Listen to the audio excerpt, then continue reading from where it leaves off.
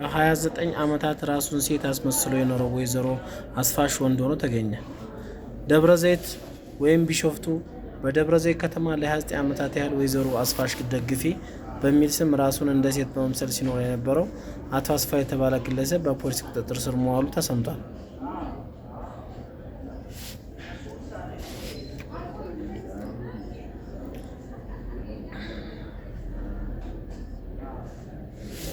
ይህ ግለሰብ ላለፉት 3 ዓመታት ገደማ በየሰው ቤት በቤት ሰራተኝነት ተቀጥሮ በመስራት የራሱን የጠላ ቤት ከፍቶ በመነገድና ከማህበረሰቡ ጋር እንደማንኛውም ሴት ሲኖር ቆይቷል። ሽቀጥላውን ማለ ኤቲ ከስ ስለምቆራርጠው ዝም ብዬ ማለ ወራ ግለሰቡ በቁጥጥር ስር ሊውል የቻለው በቅርቡ እህል ሰርቀሻል በሚል በቀረበበት ክስ ምክንያት እንደሆነ ተገልጿል። ገርማል የሰው ልጅ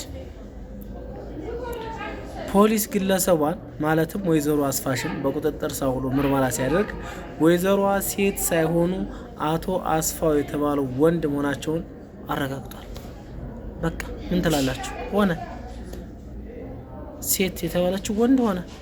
ይህ ድርጊት በአካባቢው ነዋሪዎች ዘንድ ትልቅ መደነቅንና መነጋገሪያን ፈጥሯል። ለ29 ዓመታት ማንነቱን ደብቆ እንደ ሴት ለመኖር የተገደደበት ምክንያት በፖሊስ እየተጣራ መሆኑ ይታወቃል። ይኸውም በአባይ ቴሌቪዥን ካቴና በተሰኘው ፕሮግራም ነው ይህ መረጃ ሊወጣ የቻለው። እርስዎ ቢሆኑ ለ29 ዓመታት ወንድ ሆነው እንደ ሴት አክት ለማድረግ ይችላሉ የሚለውን እርስዎ ቢሆኑ ምን አድርጋሉ የሚለውን ኃላፊ እንግዲህ አስተያየት ይሰጡበታል። በጣም አስደናቂ አስገራሚ ዜና ነው። እውነት ለመናገር በጣም ከባድ ጊዜ ነው። በጣም ረጅም ዓመት ነው።